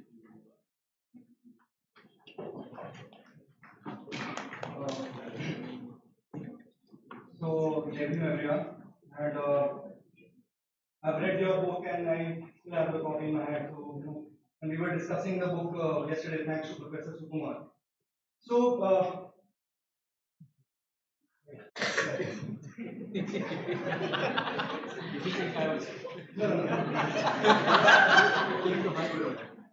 So, obviously, Professor Harish and Professor Loni, they have, covered a lot of ground. And, Professor Harish has talked about the messianic aspects which Ambedkar has, acquired over the years. And Professor Loni, he drilled you on your sources and your negligence of, Marathi literature. But, and, I think Harish's comment sort of, nicely transitions into what I want to ask. So, obviously you have, corrected a lot of received biases that exist within the Ambedkar movement. Obviously, it is a matter of, question whether you have corrected the biases of those who were, only recently introduced to Ambedkar, or you have, given some new knowledge to those who have been associated with the movement for, almost 3 or 4, more decades than that. But then there is something which you have to acknowledge. Ambedkar does not hold the same importance that he held in 1956. Now his importance in increased maybe even 1,000 more or even much more than that. He's a global leader. He's, as Professor Wankhede pointed out, he has caused an unparalleled revolution in the social and and political psyche of the masses. So he has almost taken on a composite form where his personality is made up of not only facts but a lot of myths and a lot of sentiments. So it becomes very important as to what kind of writing is being done pertaining to Ambedkar because it affects a lot of people. So what I want to ask, Professor Akash in that regard is, some claims which you make, obviously they have, an ideological import. So for example, when he, tries to forcefully align Savarkar and Ambedkar, obviously that has an ideological import because now there are forces which are trying to appropriate Ambedkar and negate his, 30 or 40 decades of writings, on Brahmanism and caste Hinduism. But then again, some information which you bring out might not have that kind of an ideological import, or it's debatable. For example, the Fitzgerald episode. So what I want to ask you is, what makes it so that a certain like you mentioned, 1/600 part of your book has acquired such a monstrous significance, and people are not considering the rest of what you have written. Why is this? Why is this such a rigid receiving of this work now in this political climate? And obviously people are attached to him in a lot of ways. But why is there an insistence on painting a Ambedkar in such a way that none of his life events or none of his political dealings or none of his writings go out of a very carefully designed frame, where nothing falls out of sync and he's presented as a very complete personality who never erred anywhere. Why is there an insistence on receiving Ambedkar like that? That's what I would like to tell you about.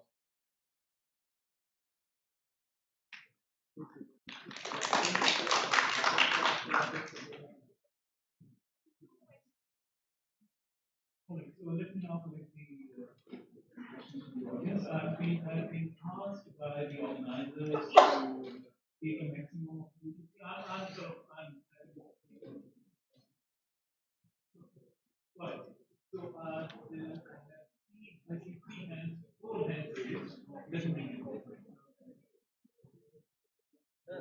I'm Utkarsh from CPS.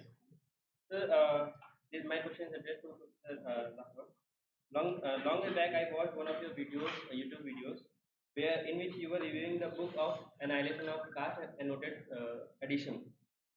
With the introduction, the Doctor and the Saint, where somewhere you criticize the choice of editors, the choice of Arundhati Roy by the editors for giving the introduction of the book as a part of upper caste hegemony in the domain of biographies and other works on Ambedkar.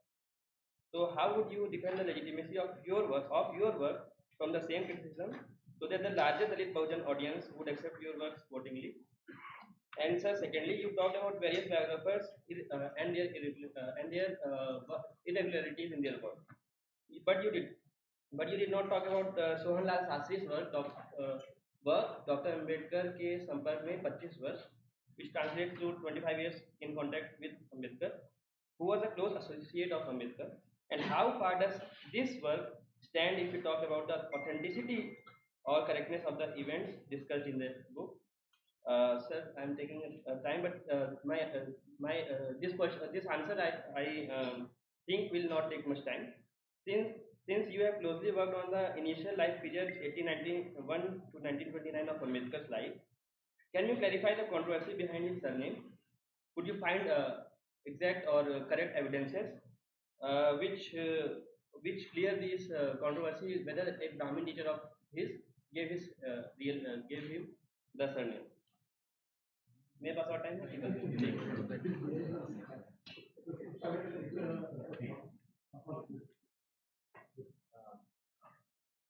Hello sir, my name is Shivam.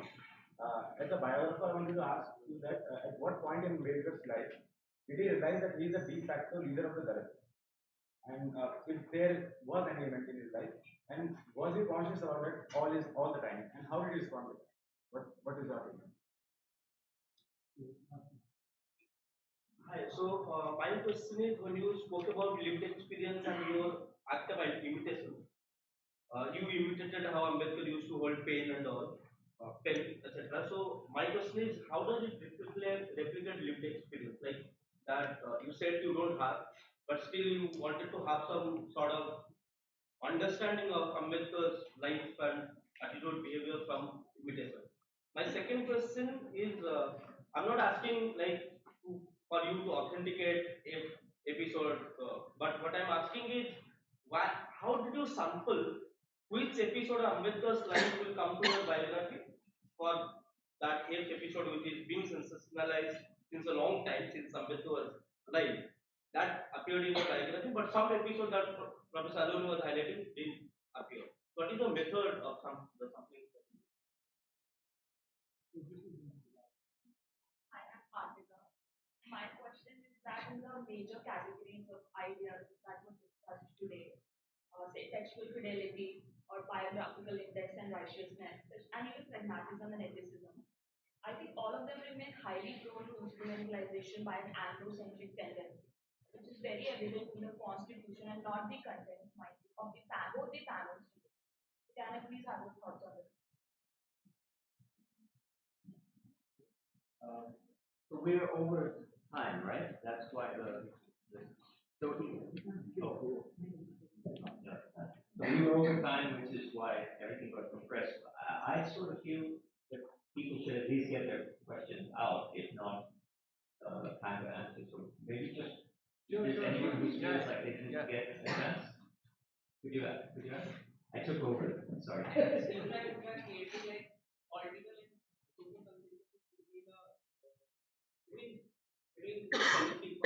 We are creating the other. The scope is there, is no scope to go like social supply and relation. वो कहाँ जाए उसके लिए? Basically, I have a question like, if in this situation, I am trying to say that in this regime, I am trying to say that in this fascist regime, ये जो identity politics, अब post modernist का जो इतना ज्यादा identity politics हो रहा है, उसका क्या रिलेवेंस है आज? बेसिकली इस तरह से हर चीज पे आप क्वेश्चन कर करके आप बिल्कुल से आइडेंटिटीज क्रिएट कर रहे हो, और जब सेकंड फेज ऑफ फासिज्म आएगा तो उसमें किसको किसको निगोशिएशन करना पड़ेगा, किसको नहीं करना पड़ेगा, वो कुछ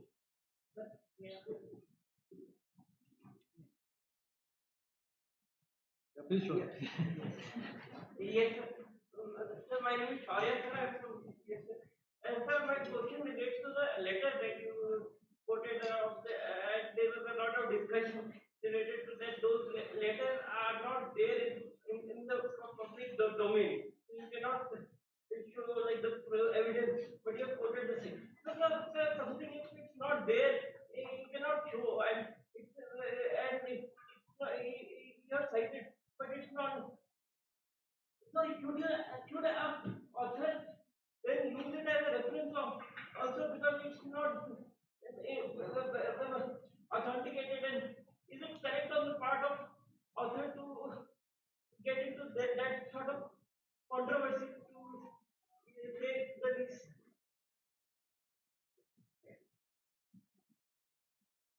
I just do have a practical question to ask.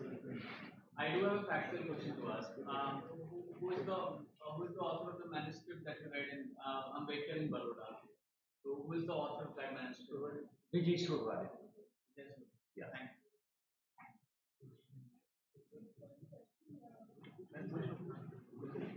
The speaker. So I just want to say that pointed out that it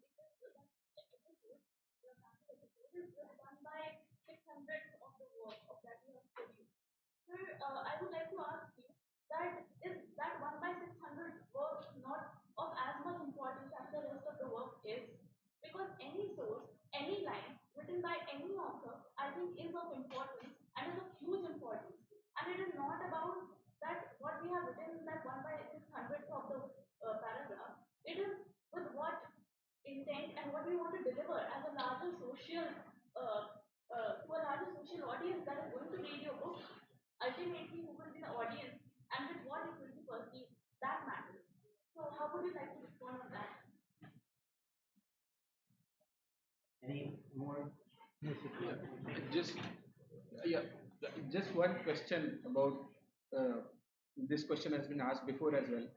So, what were the implotment strategies? I mean, why certain facts were chosen and why certain facts were not chosen? There must have been, and then so Keir's account is more to portray Ambedkar as a very important figure in Maharashtra Enlightenment at that time, counterpart to Bengal, what was happening. So he chooses Ambedkar in that light, and say in for that matter, Thomas Bloom Hansen's then reinterpretation of Ambedkar, that important case in 1920s, which becomes the definitive point for him to say that he is a very important figure in Maratha politics, non-Brahminical Maratha politics, right? So what were the implotment strategies that we chose? One is that. Second is, I mean, there is always a risk that one takes to reinterpret figures from deep history, that whether one enters into that history through, you know, then again reclaiming author's intended meaning, or going into author's mind, as Pali would say. And then there is other strategy which focuses more on the reader, which focuses more on say where I am located, and then seeking a fusion of horizon. So how did you tackle this sort of risks posed by both these strategies pulling you in totally two different directions?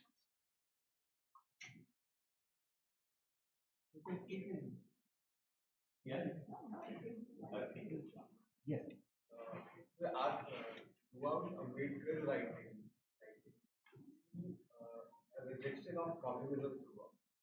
But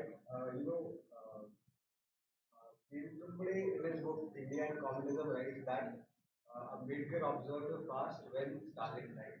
Did you find any kind of evidence to that claim? And if you did not, does that make Tilbury's claim so big?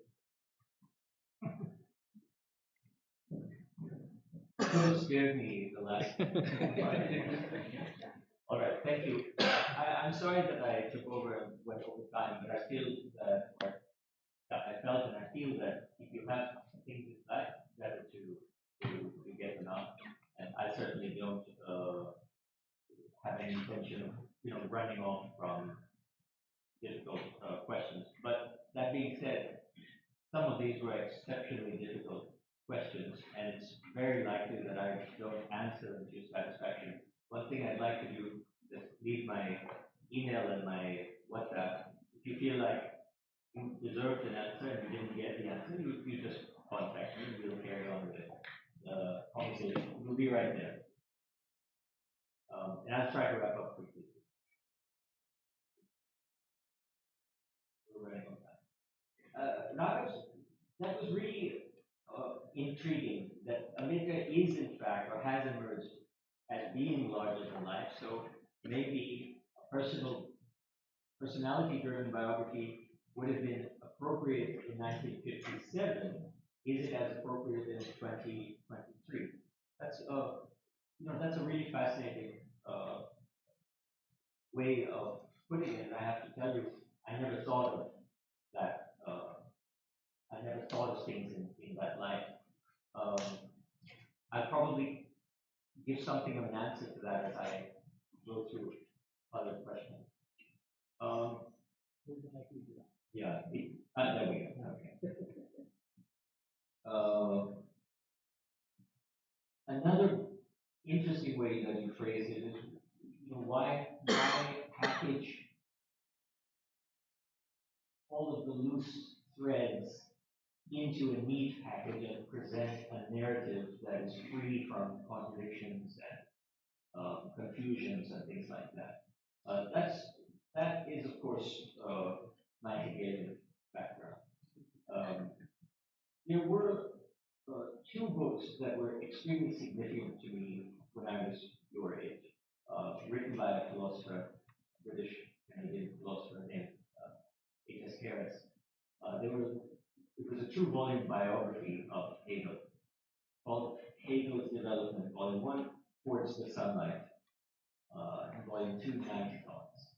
And it was divided into, somewhat like I had done here. In fact, as I look back, almost everything that I chose to do with dividing it into volumes and the orientation, Towards the Sunlight and Ninth Thoughts and so on, seemed to me coming back from 35 years ago when I read that biography of Hegel.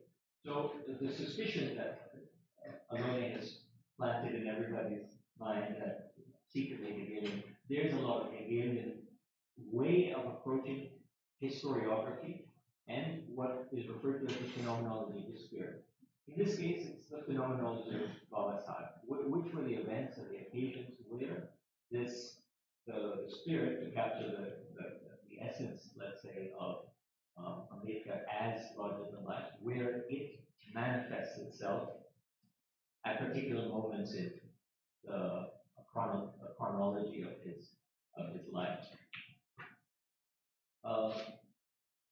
Now I'm mixing some of the questions because they were very much overlapped. But there are some questions that were simply about fact, like the surname. Everybody knows this controversy, and I try to discuss Yakan's book, Getting Rid of the Stain of the Name, and then of course there's the recent claim by Ambedkar's family members that they have found evidence that Ambedkar's brother enrolled also at the name Ambedkar, used the name Ambedkar. I myself have been to that high school. I know 20 other people who have been there before me, including Professor Rathore.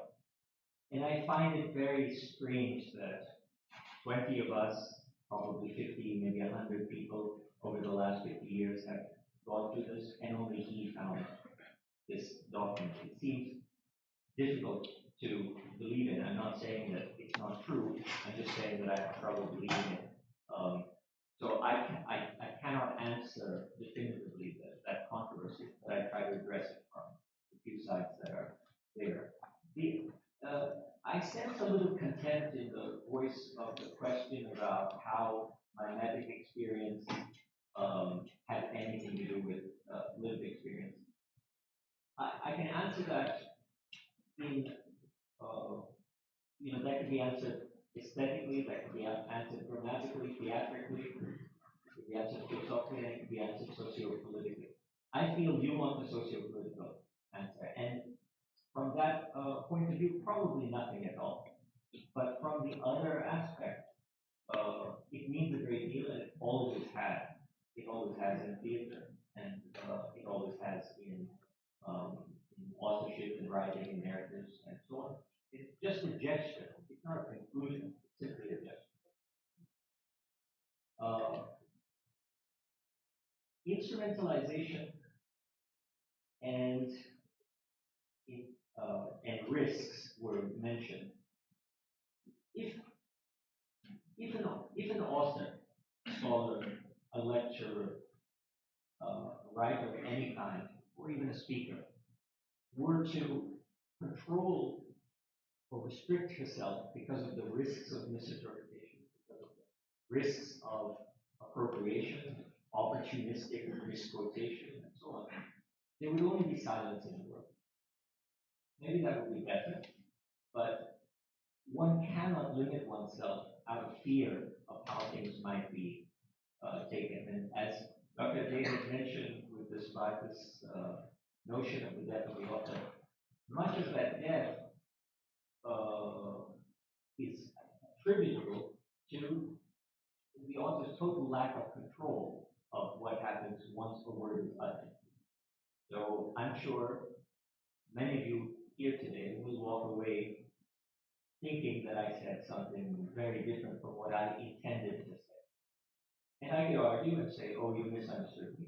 Or one could just live with the reality of the fact that maybe that is what I said.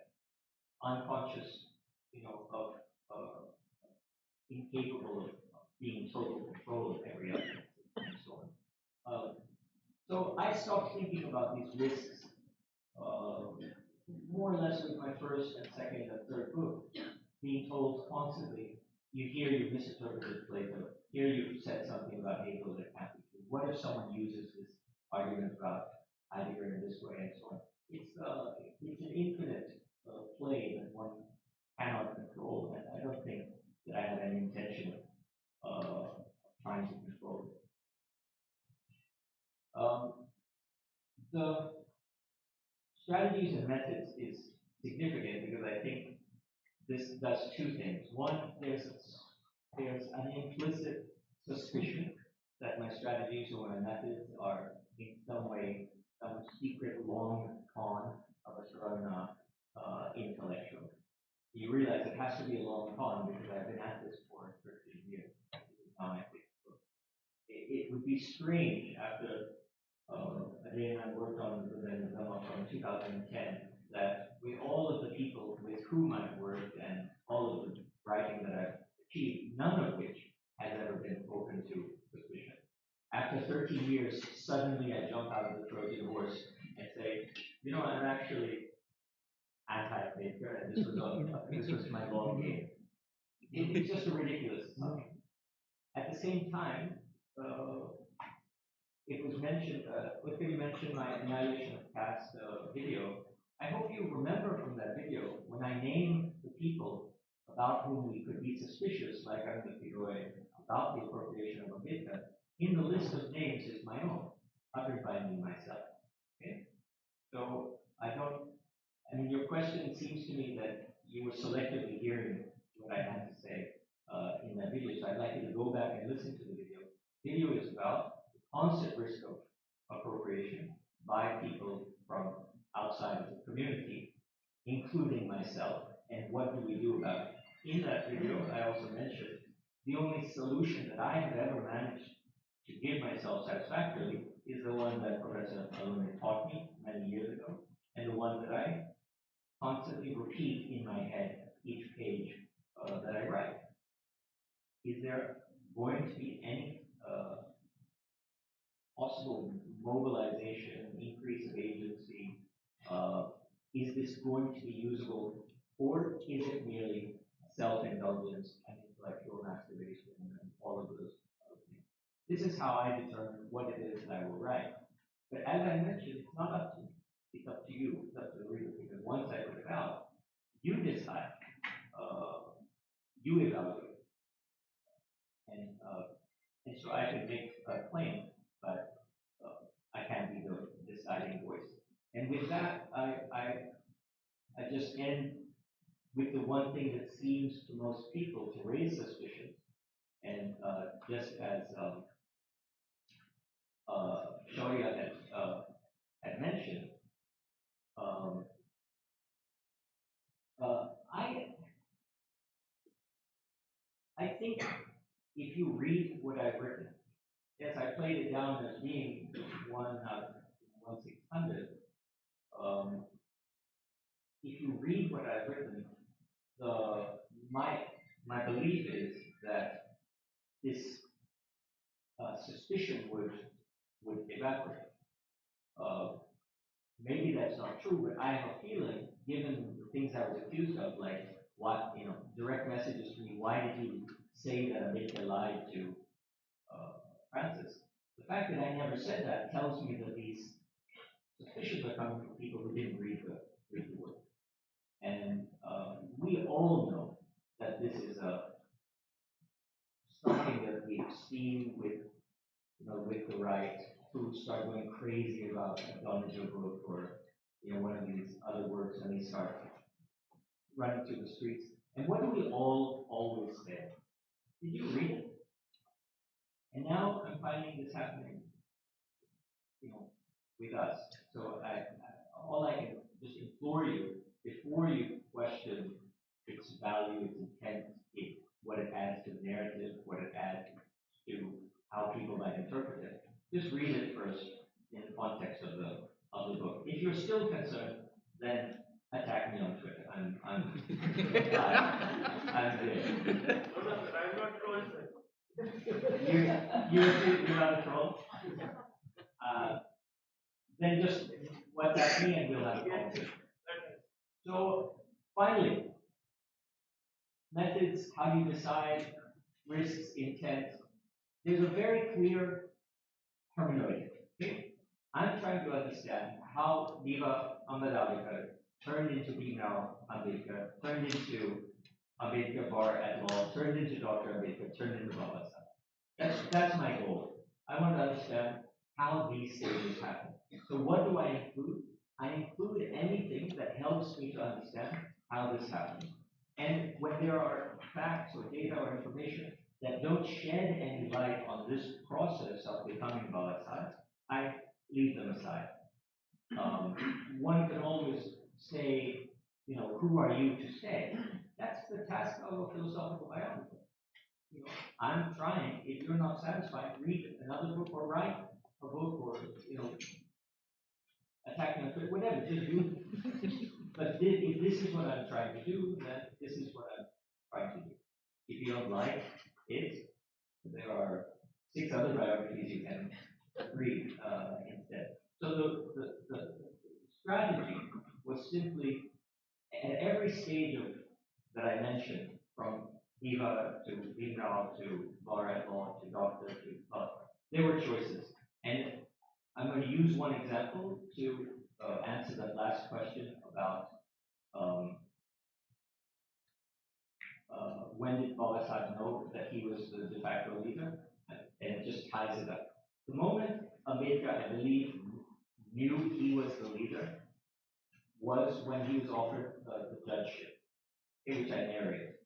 Now, why is that so? Because the very documents in the secret document section of the India office that I have exposed and written about show that the very rationale behind offering Ambedkar the judgeship was to get him out of public life, with the explicit argument stated by Kir and the Secretary of State that if Ambedkar leaves public life, there is no one else who will follow him, and his mission will come to an end. Now, when Ambedkar says that I'm not going to take this judgeship, he is acknowledging the truth of that statement. So he sacrifices what would have been personally very comfortable for him. Once again, that's why I bring in the family episode to show that Ambedkar consistently made personal sacrifices for his mission. Here he sacrifices the judgeship. It would have given him total control over Brahmins in the court who had treated him so badly as a lawyer. That would have been very self-satisfying. It would have given an income to him.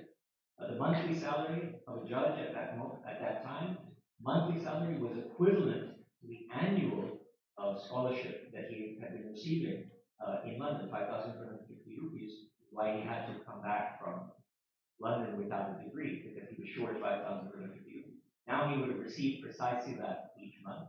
And of course, what does a judge do? They sit in the chambers unbothered with all books accessible to him, the thing that Ambedkar loved most. So refusing the judgeship was a huge personal sacrifice that Dr. Ambedkar made for the sake of carrying on the social struggle. And in doing so, he knew that if he did not make that sacrifice, the social struggle would not be carried forward. Very similar rationale to why he never accepted the request from Francis to marry, because that would extinguish the struggle. So again, I'm sure I didn't satisfy all of you. You can contact me if you remain passionately unsatisfied. You can troll me if you want to. That's always fine. And otherwise, we'll keep in touch, or we can discuss when the second volume comes out. My heartfelt thanks to everybody for turning up, and especially to my friends on the stage and to JNU academics.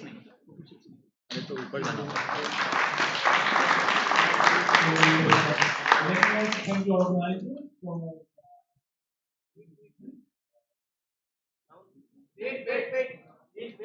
Wait for me.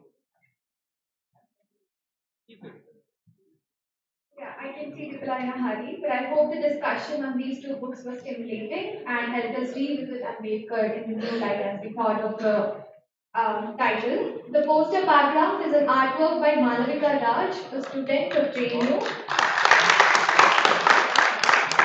who kindly agreed to let us use this picture for this session. In this art called Equanimity, Malavika recollected, this is in her words, the pearls of happiness and calmness from the ocean of sorrow, weariness, and pains of Ambedkar's life journey. To discuss the two new books, that discuss the life of Ambedkar, we couldn't think of a better poster background or the panelists themselves. I thank all the panelists for the critical review of both the books that we put up for the discussion. Special thanks to the authors, Professor Scott Stroud and Professor Akash Singh Rathore, who agreed to join us despite their hectic schedules. We also enjoyed the comments, criticisms, and questions posed by our discussants, Vikenu, Siddiqui, Vankati, and Aloni. Our delightful chairs, Professor Narendra Kumar and Professor Verma, have helped us wrap our discussions almost on time and helped us conduct the proceedings smoothly. I thank Harpo Collins for giving us 3 copies of books to all our discussants and for sponsoring our tea. However, JNU Academic had to pay for the logistics in our auditorium. We have been organizing interesting sessions and will continue to do so. Of course, only if the students can help us economically and the faculty as well. We have received very little monetary help today, and I request you all to consider donating so we can book rooms and arrange events for all. Just a bit about a future event. JNU Academic's next discussion will be centered around Dr. Ajay Gudavarti's recent book titled Politics, Ethics and Emotions in New India. We have an interesting panel to discuss this book quite critically. Please stay tuned and check out our social media posts for more updates. Thank you.